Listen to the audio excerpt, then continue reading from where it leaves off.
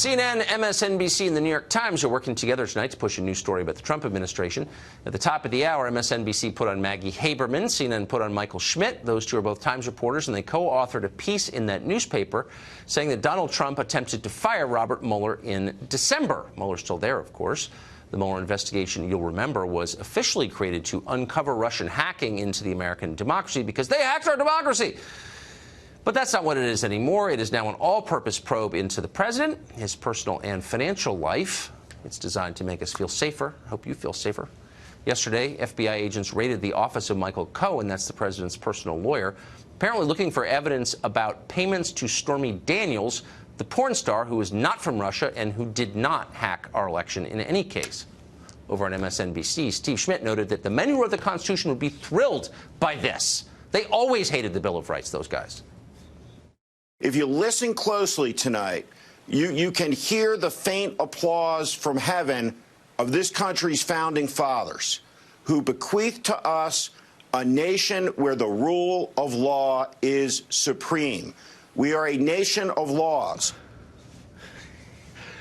Yeah, the founders wanted to know, did the money go to Stormy Daniels? What happened to Stormy Daniels? Jonathan Turley is professor at George Washington University School of Law, and he joins us tonight.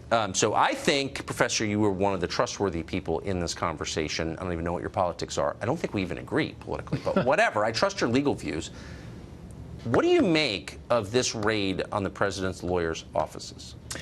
Well, part of this is of Cohen's making, in the sense that Cohen tends to blur his relationships between being a lawyer, a fixer, a friend, That's true. A business partner. That's dangerous under any circumstance, but it's particularly dangerous if you're going to invoke the attorney-client privilege, because first you have to prove that you're acting like an attorney.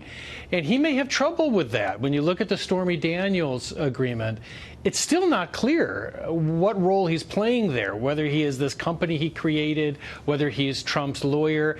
That's going to come back to haunt him and haunt the president when they say some of this stuff should remain confidential.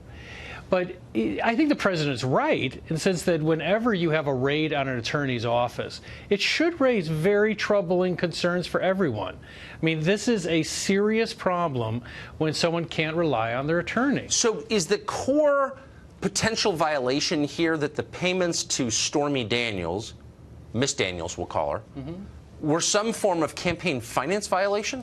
Well, actually, that is strengthening with some of the statements made publicly. When the president said, I didn't know anything about this payment, it sounds a lot like what's called an in-kind campaign contribution. And that's what John Edwards was charged with and prosecuted for. He ultimately was not convicted of that. But yes, they could make a case like that. But supposedly the warrant covers everything from Stormy Daniels to taxi medallions. And there's a lot in between. Is there any indication that Stormy Daniels was working with Russian agents to influence the outcome of the election, that she was herself part of the hacking of our democracy? Well, I'm not familiar with all of her movies, but no, I'm not familiar with Okay, that. so I guess we can say that the nature of the investigation has changed profoundly. Oh, absolutely. No, there's no question that this is far off the mark. So was Manafort. What's actually sort of fascinating about this is that Rod Rosenstein didn't have much of a problem when Mueller came to him and said, I want to expand Manafort's investigation to include stuff that occurred years before and were not connected to the campaign. Some of this stuff is actually closer, and yet Rosenstein said, I want the Southern District to do this. Could Rosenstein have said, no, that's not the original charter of this. That's not the point of this investigation? He could have, but it gets a little bit tough. If Mueller came to him and said, look, we actually have evidence of crime that we have uncovered, it's hard not to give that to a prosecutor to look at. But we don't know what was shown to Rod Rosenstein, and that's part of the problem. So you would have to, I think what you're saying is you would have to be either dumb or an active drug user to allow an independent counsel investigation to start. Well, I think that, look, this is one of those things where it's easy to unleash the dogs of war. It's harder to get them back. Yeah, I know. And a special counsel is a torpedo in the water, to use another metaphor, and he's still there. And what's interesting about this move is that they haven't just expanded the investigation, they've expanded the prosecutors. So now, even if the president moved against Rosenstein, moved against Mueller, it wouldn't necessarily stop what the Southern District is doing. Jeez.